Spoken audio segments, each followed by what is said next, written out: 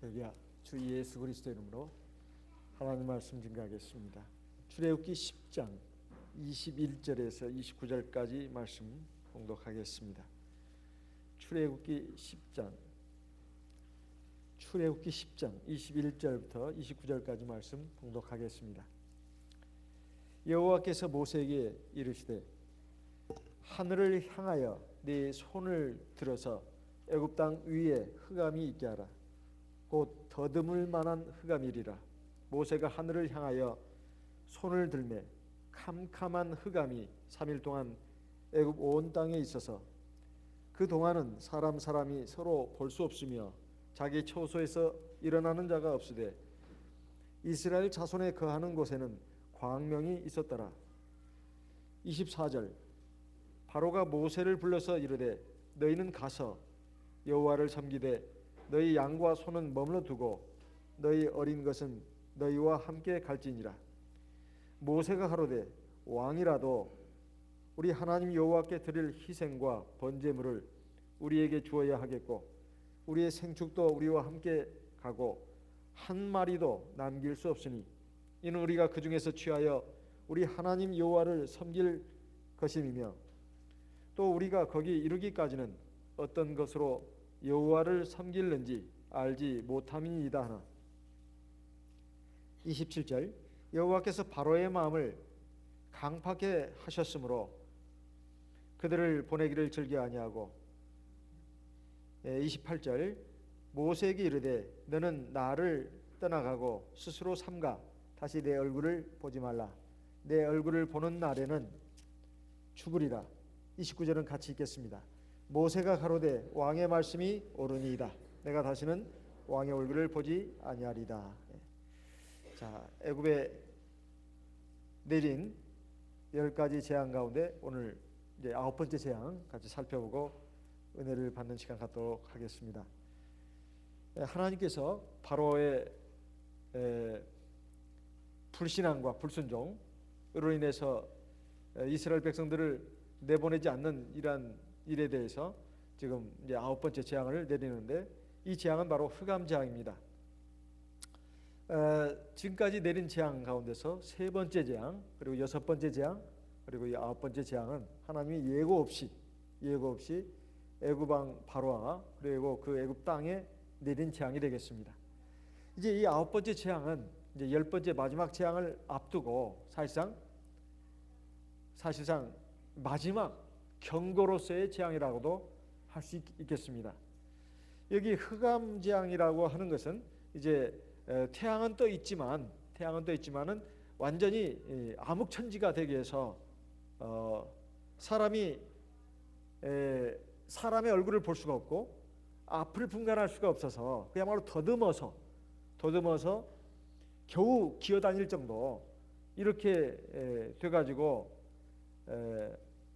어디 가지도 못하고 오지도 못하고 옴싹달싹 못하는 상태가 된 이런 아주 심각한 재앙이었습니다. 그것도 3일 동안 그것이 있어가지고 이스라엘 그 백성들 사는 고센 지역에는 하나님이 비추는 광명이 있었지만은 그 외에 애굽의 전역에 이런 놀라운 흑암 재앙이 있어서 굉장한 두려움과 공포를 줬다는 겁니다. 우리가 칠같이 어두운 밤에 그야말로 별빛 달빛도 없고 어스푸름한 그런 빛도 없는 곳에서 한번 헤매본 적이 있으십니까? 그때는 정말로 움직일 수가 없습니다. 왜냐하면 잘못 움직이다가 어디에 부딪힐까 그리고 어디에 빠질까 어디에서 떨어질까 이런 것 때문에 그야말로 아주 공포 그 자체입니다. 공포 그 자체예요. 칠같이 어두움 그런 것을 한번 경험해 본 분들은 그걸 한번 생각해 보시기 바랍니다. 이것이 3일 동안 계속됐다는 것입니다. 원래 성경에서는 7이라든가 12를 완전 숫자라고 하는데 3도 하나님의 숫자라고 합니다. 하나님의 숫자. 그리고 동양 철학에서는 이 3이 완전수로 들어갑니다. 서양에서는 7이나 12를 이제 성경을 근거로 해서 완전 숫자로 보지만 특별히 동양에서는 3을 완전 숫자로 봅니다. 왜 그러냐면 산발이를 세우면 어디든지 세울 수 있다는 거예요. 산발을. 근데 네 발이면은 어디든지 세우기 힘듭니다. 다리 하나가 길든지 짧든지 정확하게 맞추기가 굉장히 어려워요. 근데 산발은 어디든지 세울 수 있다는 거예요. 어디든지. 경사가 지든 경사가 안 지든 다 이렇게 세울 수가 있다고 보는 겁니다. 그래서 삼성, 그러면 왜 삼자를 집어넣는가? 삼성 대기업 있지 않습니까? 바로 그 3이라는 숫자가 완전 숫자라는 그것에 의거해 가지고 삼성이라는 그 기업이 나왔다고 합니다. 제가 들은 바로는 그렇습니다. 그래서 그런지 몰라도 지금 세계를 제패하는 제품들이 많이 나오지 않았습니까? 어쨌든 간에 완전 동양 철학에서는 완전 숫자를 3이라고 보는데 성경에서도 3도 하나님의 숫자로 보고 있다는 겁니다. 예수님께서 3일 3야 무덤에 계시다가 부활하시지 않았습니까? 그것을 요나가 이미 앞서서 경험을 했죠. 그런데 이 3일 3야 이것은 칠흑같이 어두운 이 죽음의 밤을 갖다가 주신 것은 무슨 의미가 있냐는 겁니다. 첫째, 애굽 사람들, 당시 이집트 사람들이 최고의 신으로 섬기는 신은 태양신이었습니다. 태양신을 영어 표기로는 라라고 합니다. R-A, 라. 그리고 애굽 왕 바로가 바로 그 태양신의 아들이라는 거예요. 애굽 나라는 다신교, 그러니까 많은 신들을 섬기는 나라였지만은 그 중에서도 태양신을 갖다가 최고의 신으로 알았다 이 말이에요. 그리고 그 바로 애굽 왕 바로도 자기는 태양신의 아들이라고 말하고 있다 이 말이에요. 그런데 그 애굽 사람들이 태양을 가장 높은 신으로 알고 있는 이런 상황에서 하나님이 그 태양을 갖다가 그냥 무력하게 만들었다 이 말이에요. 그 빛이 하나도 비치지 못하도록. 사실 태양이라고 하는 것은 하나님이 만드신 피조물 아닙니까? 그런데 태양이 없으면 어떻게 사람이 살 수 있겠습니까? 식물, 동물 어떻게 생활할 수 있겠냐 이 말이에요. 불가능한 일입니다. 그러니까 이 애굽 사람들이 믿는 태양신을 갖다가 완전히 하나님이 무력화시킨 것을 통해서 사실 애굽 사람들의 입장에 봐서는 태양신은 죽음과 같은 것이고 사실 정확하게 말한다면 태양신이라는 것은 아예 있지도 않는 것이다 하는 것을 애굽 사람들에게 여실하게 보여준 하나님의 역사라고 볼 수 있습니다. 그리고 두 번째는 이 흑암이 상징하는 것은 죽음입니다. 절망, 불안 이런 것도 있지만 결국은 죽음이에요. 곧 10번째 재앙, 이 바로 애굽의 장자를 치는 재앙 아니겠습니까? 그 죽음의 재앙, 마지막 영원한 심판을 앞두고 하나님이 예고편으로서 보여준 재앙이라고 볼 수 있다는 것입니다. 이 재앙은 예수님께서 일찍이 말세에 일어날 하나의 징조로서도 말씀하시기도 했습니다. 마태복음 24장 29절 말씀을 보겠습니다. 마태복음 24장 29절.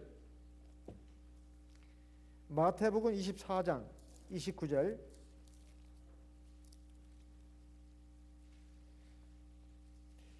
마태복음 24장 29절. 그날 환난 후에 즉시 해가 어두워지며 달이 빛을 내지 아니하며 별들이 하늘에서 떨어지며 하늘의 권능들이 흔들리리라. 여기 보면 이제 흑암의 재앙을 갖다가 예수님께서 마지막 세상 끝날 대환란이 있을 때 그 혼란 후에 일어날 하나의 그 현상으로서 흑암이 일어날 것을 나타날 것을 지금 알려주고 있습니다. 해가 어두워지고 달이 빛을 내지 않으면 어떻게 되겠습니까? 암흑천지가 된다는 거 아니겠습니까? 또 계시록 6장 12절 13절 말씀도 보겠습니다. 계시록 6장 12절 13절. 계시록 6장 12절.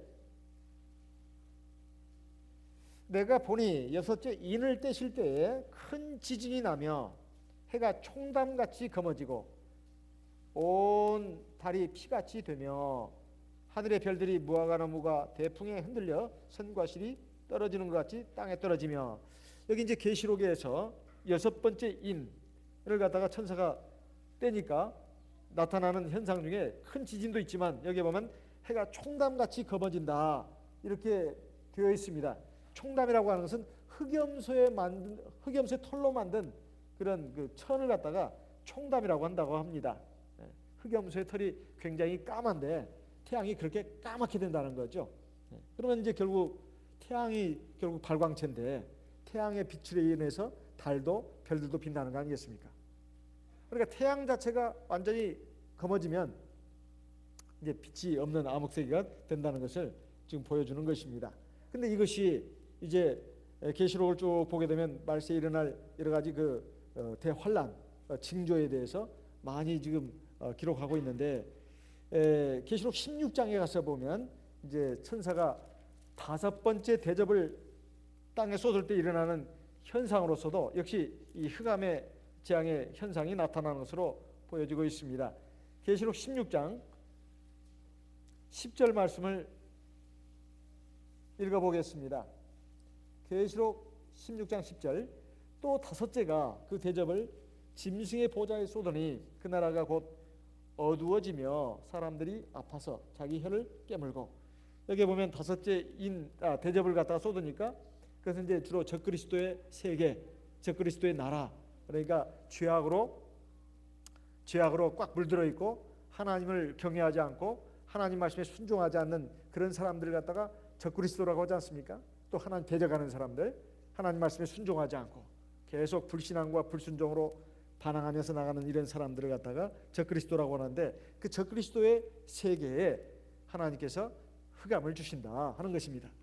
자, 이런 것들이 예고가 되어 있는데, 바로 애굽왕 바로 그리고 애굽 나라의 이런 흑암의 재앙을 9번째 재앙으로서 내리셨다는 겁니다. 이것은 죽음을 예표하면서 또한 이제 절망밖에는 남지 않았다는 것입니다. 절망밖에 남지 않았다는 거예요. 그러니까 이제 10번째 재앙은 장자에 치는 그 죽음의 재앙으로서 이제 마지막으로 하나님이 예고 없이 9번째 재앙을 갖다가 내리셨는데, 이것은 모든 평안을 갖다가 거둬들이는 것입니다. 모든 희망, 모든 평안, 이것을 마지막 심판 이전에 내리시는 가장 큰 재앙으로서 보여주신 그 재앙이라는 것입니다. 그리고 이제는 절망과 불안 가운데 집어넣는 거예요. 사람이 살아가는 것은 돈이 있고 건강하고, 그리고 또 나에게 필요한 뭐 지혜도 있고 지식도 있고 생활에 물자가 있어서 살아가는 것이 아닙니다. 제일 중요한 것은 사람에게 평안이 있고 희망이 있어야 살아가는 겁니다. 마음에 평안이 없고 그리고 희망이 없으면 그 반대로 뭐가 되겠습니까? 불안, 공포입니다. 불안과 두려움이에요. 절망입니다. 이런 상태에서는 아무리 돈이 많은들, 그리고 내게 필요한 세상적인 물자가 있든 상관없이 못 사는 것입니다. 세상에 많은 사람들을 보면서, 살아가는 많은 사람들을 보면서 종종 왜 저런 사람들은 저렇게 자살을 하나, 그리고 저런 사람들은 왜 인생을 못 살겠다고 하면서 저렇게 고통 가운데 있는가 보면은 평안이 없기 때문이고, 그리고 희망이 없기 때문에 그렇습니다. 하나님이 평안과 희망을 뺏어가 버리면 사실은 살아있어도 살아있는 목숨이 아닙니다. 이런 상황에서는 어떻게 해볼 수가 없어요. 자, 보십시오. 흑암 재앙이 일단 닥쳤다고 했을 때 여기 하나님께서 모세에게 말씀하신 것이 뭐냐면 21절에 나와 있습니다. 네 손을 들어서 애굽 땅 위에 흑암이 있게 하라. 곧 더듬을 만한 흑암이리라. 더듬을 만한 흑암이라는 것은 일어나서 어떻게 일어나도 보이지 않으니까 그야말로 더듬어서, 그러니까 마치 소경입니다. 소경처럼 돼서 그냥 칠 같은 암흑이니까 그야말로 이 더듬어서 뭘 이렇게 짚어가면서 가야 된다 이 말이죠. 그래서 23절에 사람이 서로 볼 수 없고 자기 처소에서 일어나는 자가 없으되 사람이 사람을 볼 수 없고 자기 첫 소식이 일어날 수 없다는 것은 마지막 단계입니다. 그러니까 사람이 사람을 볼 수 없다는 것은 사람이 사람만 볼 수 없는 것이 아니라 아무 물체를 볼 수가 없는 거예요. 그러니까 더듬어야 되죠. 그러니까 더듬으다가 가다가 어디 부딪히거나 떨어지거나 아니면 어떤 흉악한 꼴을 당하면 어떻게 되겠냐 이 말이에요. 누가 칼 들고 자기를 죽이려고 올 수도 있는 것이고 이 기회다 싶어가지고 또 물건을 또 강탈해가는 도둑이 들어올 수도 있는 것이고 어떻게든 더듬어서라도 그러니까 옴짝달싹을 못하는 겁니다. 그러니까 그 집에 그대로 있었다는 거예요. 그래서 3일 동안 3일 낮 3일 밤을 갖다가 한 자리에 그 집에 그냥 그대로 있다고 하는 것은 이건 모든 삶이 올스톱된 겁니다. 그리고 이 상황이 언제 끝날지를 모르는 거예요. 언제 끝날지 모르는 거예요. 그리고 하나님이 3일이라고도 말해주지도 않았습니다. 이런 상황이 계속된다고 했을 때 얼마나 무섭고 두렵고 절망이겠냐 이 말이에요. 아무것도 할 수 없다는 상태. 몸은 멀쩡합니다. 그리고 집안에 먹을 것도 있습니다. 그런데 아무것도 안 보여요. 아무것도 안 보여요. 뭘 어떻게 해야 할지를 모르겠다 이 말이에요. 앞이 안 보이니까. 이것은 희망의 상실이고 평안의 상실입니다. 그야말로 불안, 두려움, 공포만 있다 이 말이에요. 절망밖에 없어요. 우리 인생에 이러한 일들이 종종 찾아옵니다. 그것을 만드시는 분은 누구냐? 하나님이다 이 말이에요. 이사야 45장 7절 말씀을 보겠습니다. 이사야 45장 7절 같이 읽어보겠습니다. 이사야 45장 7절 같이 읽어보겠습니다. 나는 이사야 45장 7절입니다. 같이 읽습니다. 나는 빛도 짓고 어두움도 창조하며 나는 평안도 짓고 환난도 창조하나니 나는 여호와라 이 모든 일을 행하는 자니라 하였노라. 여기 보면 빛도 짓고 어두움도 창조한다 그랬는데 그 빛과 어둠이 뭔가 뒤에 말을 상징하는 말입니다. 그 빛은 평안이고 그리고 어둠은 뒤에 나오는 환난을 상징하는 말입니다. 물론 빛이 평안만을 상징하는 건 아닙니다. 빛이 진리를 상징하기도 하고 또 하나님을 상징하기도 하고 그렇습니다. 또 어둠은 환난만 상징하는 것이 아니라 죄악, 불의, 고통, 절망 이 모든 것들을 상징하는 말이죠. 그런데 여기 보면 평안과 환난이라고 말하고 있어요. 그러니까 애굽 왕 바로에게 그리고 애굽 땅 전역에 흑암 재앙을 내렸다고 하는 것은 환난을 주신 것입니다. 우리 인생에도 이런 환난의 순간이 온다 이 말이에요. 그리고 하나님께서 왜 이런 흑암 재앙을 주셨냐 이 말입니다. 미워서요? 이 애굽 왕 바로와 그 백성들을 갖다가 그냥 어떻게 그냥 요절을 내려고요? 그러면 그 흑암 재앙 갖고는 안 되죠. 그거 갖고 안 되죠. 아예 죽여야죠. 하늘에서 불벼락이 떨어지게 하겠습니다. 그렇잖아요? 불벼락이 계속 떨어지는 거예요. 소돔과 고모라 성처럼. 옛날에 물 내리듯이 노아 홍수든지 아니면 불벼락이든지 떨어지게 해서 전부 다 태워 죽이면 되는 거 아니겠습니까? 근데 그깟 흑암 재앙 가지고 사람을 죽일 수 있을까요? 멸망시킬 수 있습니까? 어려운 일입니다. 이 흑암 재앙을 내렸다고 하는 것은 바로 애굽 왕 바로와 그의 신하들 애굽 백성들로 하여금 회개하기 위해서입니다. 돌이키게 하기 위해서예요. 참 생명과 복의 근원 되시는 하나님께로 돌이키라고 어둠을 내리신 것이다 이 말이에요. 이런 흑암의 재앙을 만났을 때 우리가 참 인간의 한계를 깨닫고 연약함을 깨닫는 것은 참 복입니다. 우리가 잘 알다시피 요나가 하나님의 말씀을 불순종하고 엉뚱한 데로 가지 않았습니까? 니느웨로 가지 않고 다시스로 가는 배를 탔잖아요. 그래가지고 결국 바다에 거센 풍랑이 일어나가지고 결국 큰 물고기 뱃속에 들어가서 며칠 동안 있었습니까? 3일? 3야를 있었잖아요. 사실 깊은 바닷속에 들어가 있는 것만 해도 얼마나 무섭겠습니까? 사실 이거 무서워하지 않을 사람이 있을까요? 우리가 세월호 참사를 당한 그 아이들을 생각하면 우리가 능히 짐작할 수 있습니다. 내가 만약 그 자리에 있다면 내가 그 견뎌낼 수 있겠냐 이 말이에요. 그 고통을.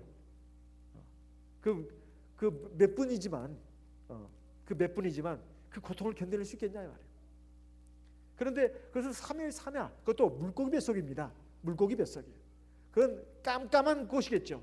더럽고 냄새나고 이런 것은 그만두고라도 얼마나 거기가 칠흑같이 어두운 절망의 세계였겠냐 이 말이에요.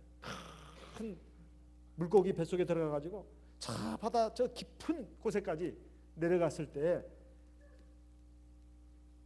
요나는 얼마나 절망하고 두려워하고 그렇겠냐 이 말이에요. 근데 그 속에서 요나가 회개 기도하지 않습니까? 내가 저 밑바닥까지 내려가서 하나님 앞에 이제 기도한다고. 요나서에 보면 요나의 그 회개 기도가 간절히 나옵니다. 간절한 회개 기도가 나와요. 하나님, 제가 하나님 말씀에 불순종한 거 용서해 주십시오. 저를 구원해 주십시오. 그야말로 그냥 아마 눈물 콧물을 흘려가면서 뜨거운 회개의 기도를 간절한 그 마음으로 드린 그 말씀들이 쭉 나옵니다. 그 기도를 들으시고 하나님께서 3일 낮 3일 밤을 지낸 후에 토해내게 해가지고 나오지 않았습니까? 이 애굽 땅에 내린 그 흑암 재앙도 마찬가지입니다.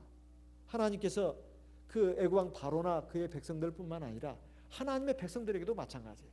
저희들도 살아가면서 참 칠흑같이 어둡고 아무 희망도 안 보이고 정말 불안하고 근심에 휩싸여가지고 정말 살고 싶지 않고 하나님 지금이라도 괜찮으니까 나를 좀 데려가 주십시오. 내가 살아서 뭐 하겠습니까? 이런 순간들이 어찌 한두 번 이상은 없었겠습니까? 지금도 그런 고통과 절망 가운데 있는 성도님들이 혹 계신지 모르겠습니다. 허허 웃고 있지만 아무 소리 안 하고 있지만 그런 고통 절망 가운데 있는 분이 있을지 모르겠습니다. 이랬을 때 우리가 생각해야 할 것은 그런 그 환난, 정말 칠흑같이 어두운 그 절망, 고통이 하나님의 백성으로 하여금 그냥 그 삶에서 그냥 완전히 좌절하고 넘어지고 그냥 멸망하라고 흑암재앙을 주신 게 아닙니다. 환난을 주신 게 아니다 이 말이에요. 하나님 앞에 돌이키도록, 하나님 앞에 돌이키도록, 하나님을 더 경외하고 사랑하고 의지하고 중요한 거 하나님 말씀에 순종하라고 그렇게 하신 겁니다. 우리가 하나님 앞에서 아무리 하나님 앞에서 내가 서 있다 그리고 하나님을 잘 믿는다 해도 사실 겉모습하고 틀립니다. 하나님 보시는 안목은 또 달라요. 하나님은 하나님의 백성을 정말 사랑하십니다. 하나님 백성뿐만 아닙니다. 세상 모든 사람들을 다 사랑하셔요.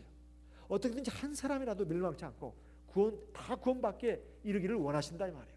이게 하나님의 말씀이고 하나님 뜻이라고 하나님 말씀에 기록되어 있지 않습니까? 그러니까 애굽 왕 바로에게도 그의 백성들에게도 바로 이것을 깨우쳐 주기 위해서 이런 삶의 방향으로 나오도록 하기 위해서 그렇게 하신 것입니다. 왜 많은 사람들이 살아가면서 두려워하고 절망하는가? 그것은 바로 흑암 같은 그 절망, 고통 또는 그 두려움, 불안 여기에 휩싸였기 때문에 그렇습니다. 그런데 이런 그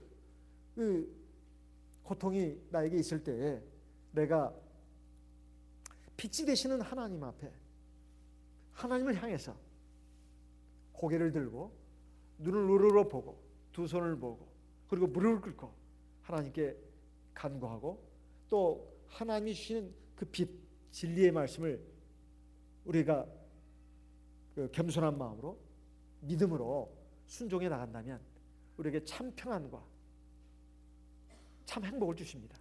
빛 가운데로 인도하신다 이 말이에요.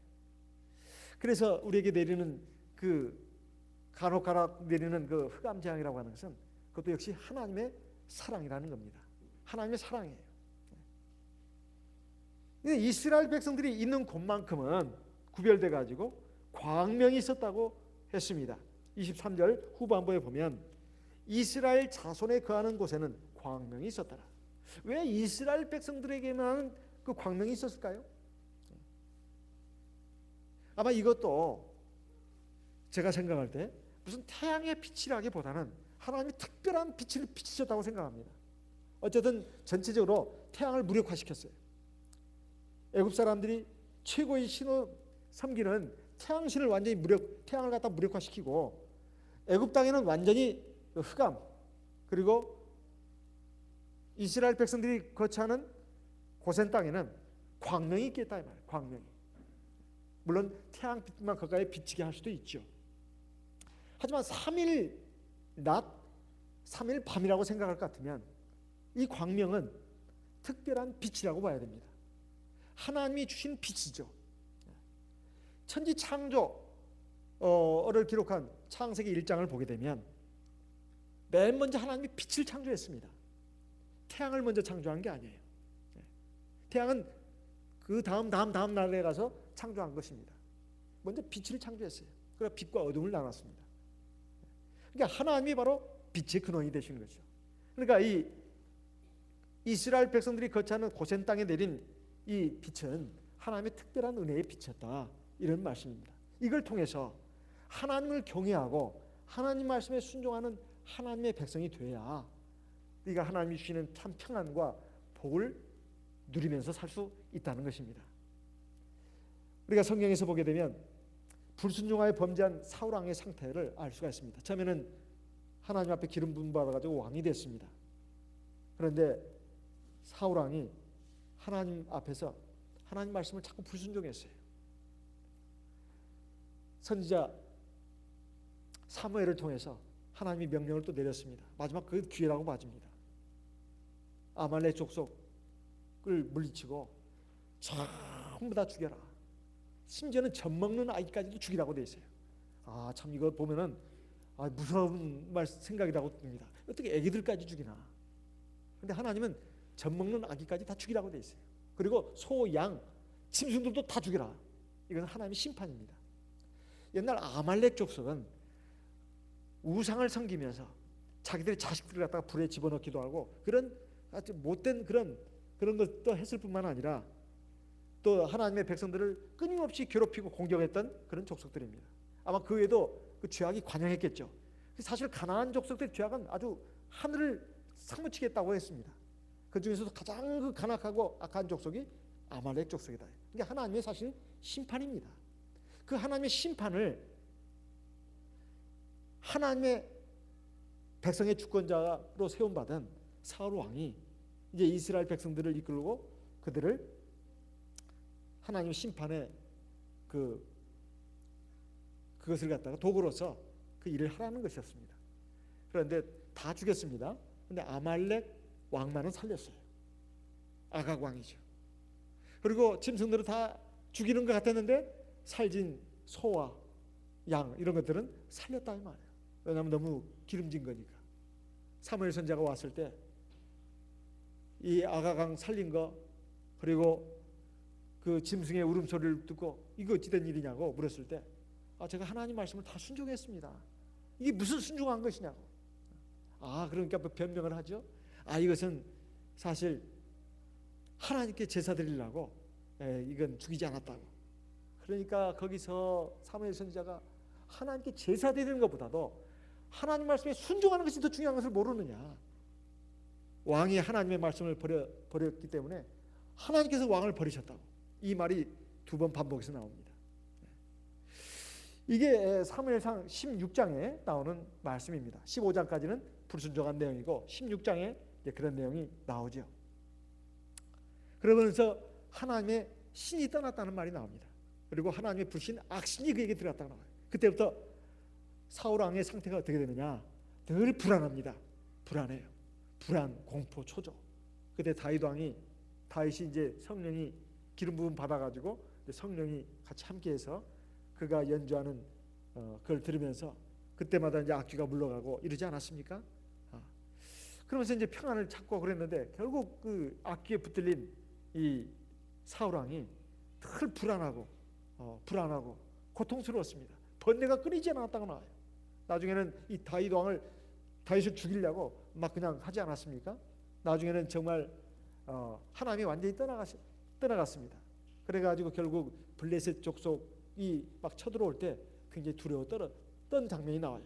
그것이 사무엘상 28장에 나옵니다. 블레셋 군대가 온다는 말 듣고 막 두려워 떨어요. 그래가지고 하나님께 막 묻습니다. 근데 하나님이 아무 응답을 안 하시는 거예요. 그러니까 얼마나 두려웠겠냐 이 말이에요. 그래가지고 결국은 신접한 여인에게 찾아가지 않습니까? 요즘 우리말로 하면 무당이에요. 무당. 여자 무당한테 찾아가서 사무엘을 좀 불러달라고. 사무엘을 불러달라고.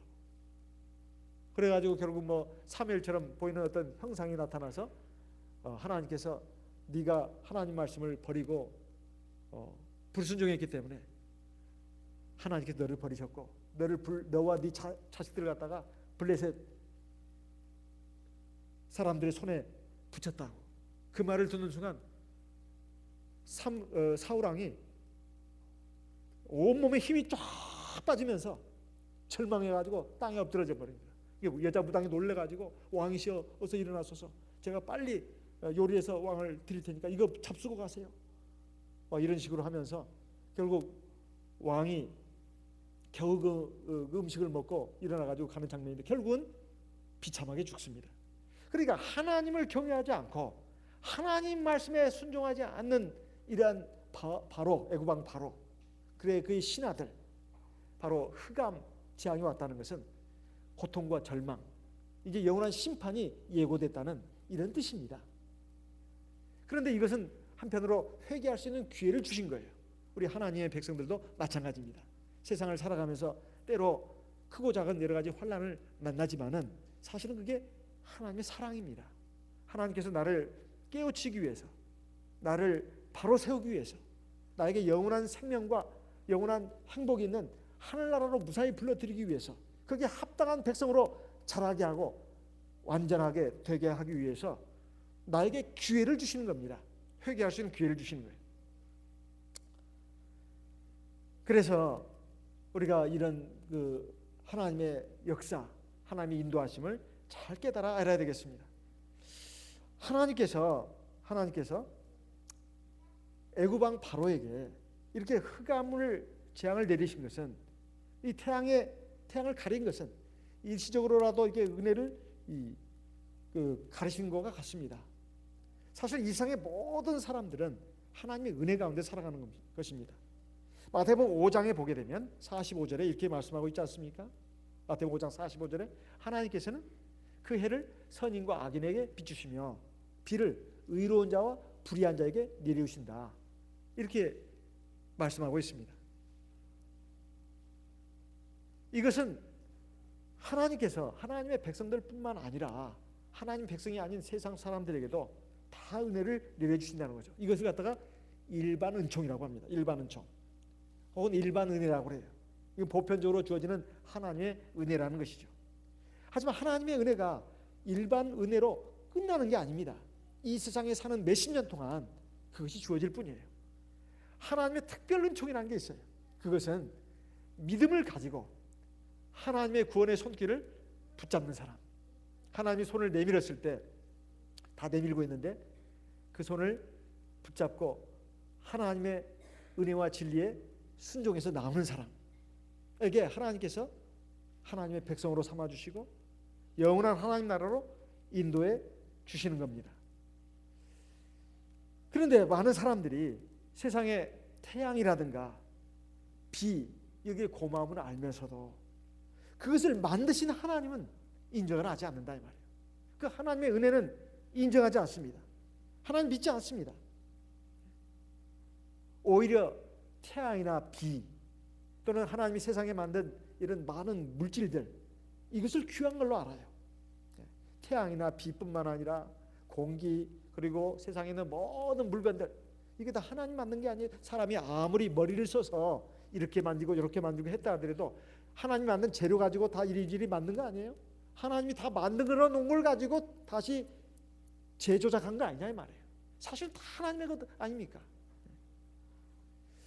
창세기를 보면 성경의 맨 첫째 책이 창세기 아닙니까? 거기에 맨 첫 번째 창세기 1장 1절이 뭡니까? 태초에 하나님이 천지를 창조하시니라. 왜 이 말씀을 먼저 하셨을까요? 사실 이 말씀을 왜 먼저 하셨는가? 하나님이 우주 만물을 다 만들었다.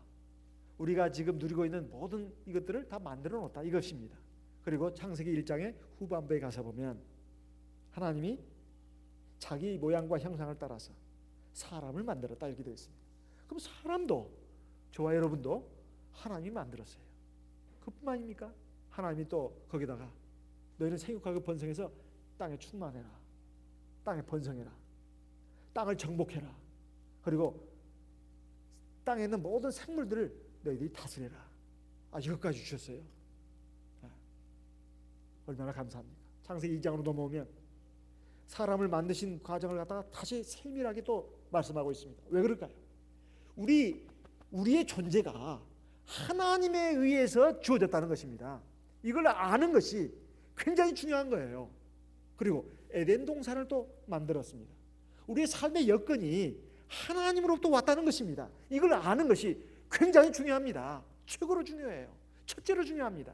그리고 사람이 혼자서는 못 살아. 짝을 만들어줬어요. 아담을 잠들게 한 후에 갈빗대를 취해가지고 여자를 만들어서 부부를 만들고 가정을 이루어졌어요. 우리 세상에 사는 동안에 가장 내 삶의 안식처, 피난처, 또 행복의 보금자리로 생각하는 것이 가정 아니겠습니까? 이 가정을 누가 주셨냐 이 말이에요. 하나님이 주셨다는 말이에요. 우리 사람이 눈을 뜨고 이 세상에 나와서 우리가 보고 누리는 모든 것들, 심지어 자기까지도 하나님이 주셨다는 겁니다. 그러니까 하나님을 섬기고 경외하는 것은 너무나 지당한 인간의 본분입니다.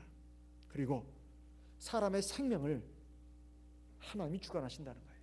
여러분, 사실 저거는 별 상관도 없는 사람입니다. 그리고 제가 뭐 대중가요를 얼마나 아는 것도 없고, 그런데 그 유명한 가수가 세상에 사망했다고 하는 그걸 들었을 때 제가 그 가수는 지금 40대입니다. 참 젊은 나이잖아요. 굉장히 유명한 가수라고 합니다. 그리고 참 말도 잘하고 똑똑해가지고 글도 제법 잘 써가지고 제가 언젠가 그 가수가 쓴 글을 어떤 신문에선가 어떤 잡지에서 좀 본 기억이 납니다. 글도 제법 잘 써요. 말도 잘하고. 그러니까 TV에 토크쇼라든가 무슨 뭐 대담 프로에 아주 상당히 많이 나오는 것을 제가 여러 번 봤습니다. 이런 걸 보게 되면 참 아까운 인재예요. 근데 50도 못 넘고 세상을 떠났습니다. 아주 멀쩡하던 사람이에요. 얼마 전까지 TV에 자주 나왔던 사람인데 그렇게 죽는 모습을 보니까 사람의 목숨이 참 별거 아니네. 우리는 우리 주변에 이렇게 많은 사람들이 죽어가는 모습을 보면서도 그때뿐이다 이 말이죠. 저와 여러분도 마찬가지입니다. 여기 이렇게 앉아있지만 앞서거니 뒤서거니 곧 떠납니다. 곧이라고 말씀드렸습니다. 제가 곧.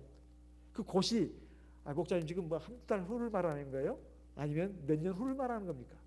몇 년 후든 몇십 년 후든 그게 곧이죠. 안 그래요? 앞서거니 뒤서거니 하면서 다 이 자리 다 떠납니다. 그러니까 우리가 지금 어디로 가냐 이 말이에요. 어디로? 나에게 영혼을 주신 그 아버지께로 가는 거 아니겠습니까?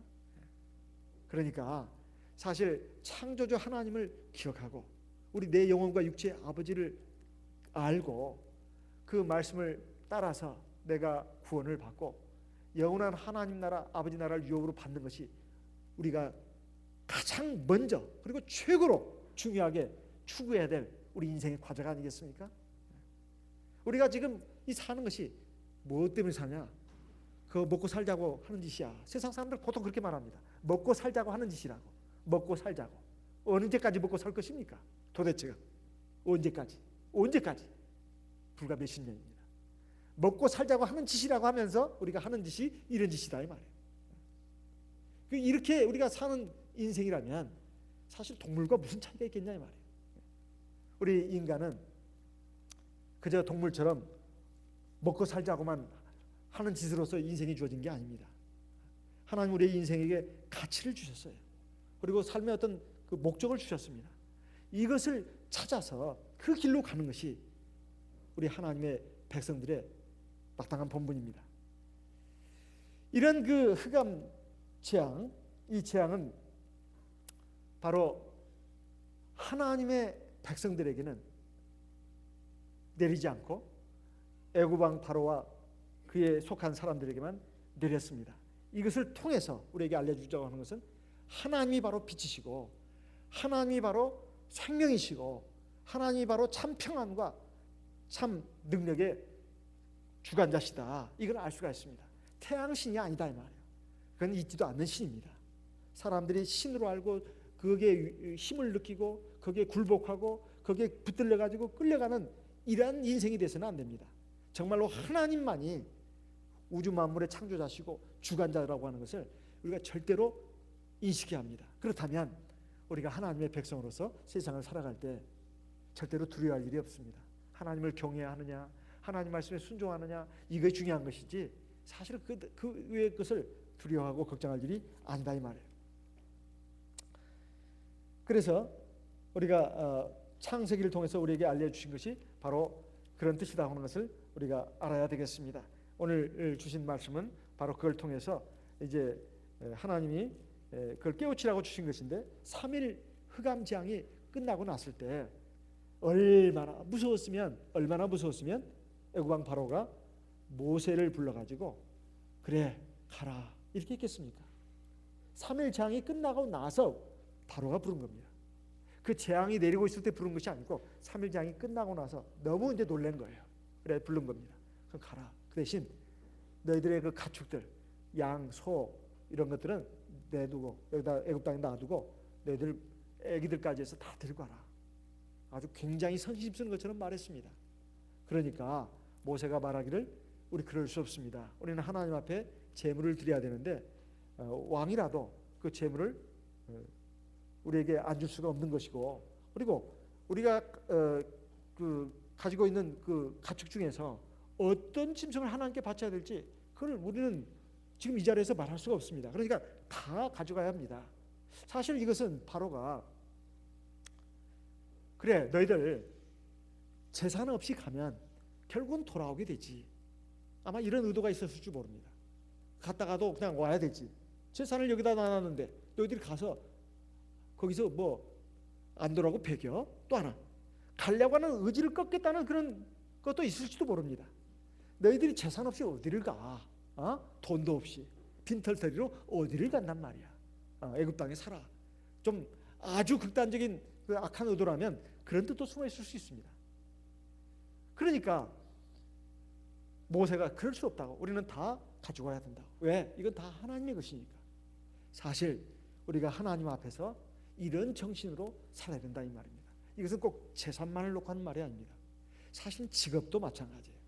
그리고 내가 누리고 있는 모든 것들 사실은 다 하나님의 것이라는 것을 인정해야 합니다. 그래서 저는 어떤 자매가 직장 생활을 하면서 자기 아버지한테 그런 말을 했다는 것이 참 가슴에 지금도 남습니다. 아버지, 그 자매는 밤 예배도 나오고 안식일에는 하루 종일 교회에서 삽니다. 그리고는 아동반도 치대하고 그리고는 이제 토요일 밤에 늦게 가요. 그러니까 아버지가 하도 기가 막혀가지고 아버지는 다른 교회 나가는 사람이에요. 야, 너 그렇게까지 열심히 교회를 다니냐? 하나님 믿어 적당히 믿어야지. 아버지가 천주교회 나간다고 했죠. 그러니까 아버지, 저는요. 근데 이 자매가 아주 돈도 많이 버는 자매라고 들었습니다. 그래도 좋은 회사에 다녀가지고 아주 그 좋은 회사에서 돈 많이 주면은 사실은 얼마나 일을 빡세게 시키겠습니까? 그런데도 얼마나 피곤하겠어요. 근데 밤 예배 빠지지 않고 안식일 예배 빠지지 않고 그렇게 열심히 교회 생활을 하는데 아버지가 볼 때는 참 이해가 안 됐어요. 그러니까 제발 그러지 말고 네 몸 생각해서 좀 교회는 일주일에 한 번만 나가지 왜 그렇게 나가느냐 했을 때 아버지 저는 이 세상에 이 직업 정말 사람들이 부러워하고 좋아하고 아주 좋은 직업이지만 이건 저는 부업에 불과합니다. 제 본업은요 교회 다니는 거예요. 교회 일하는 겁니다. 이게 제 본업이고 이 직장은 부업입니다. 제가 그 말이 굉장히 좀 아주 충격적이었습니다.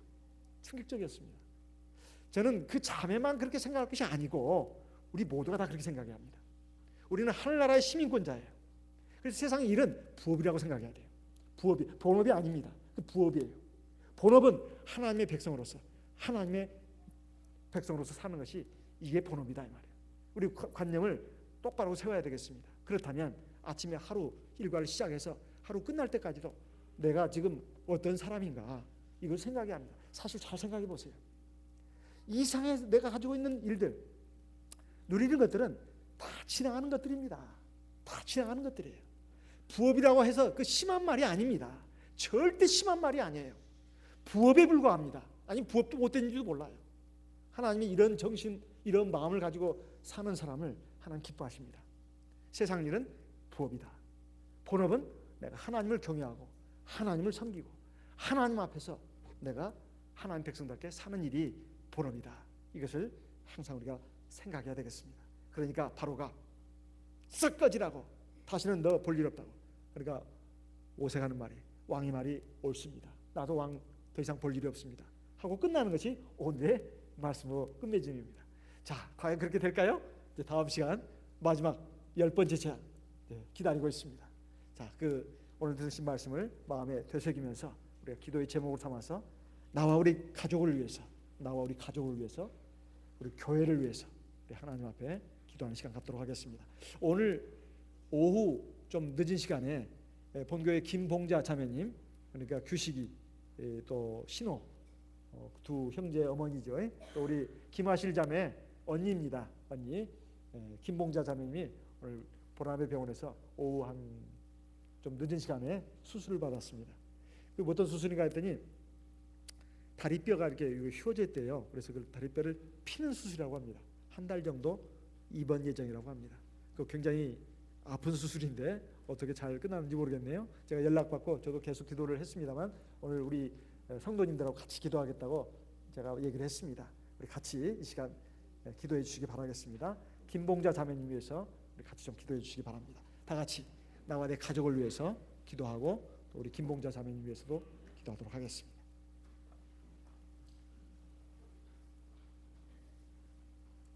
할렐루야. 주 예수 그리스도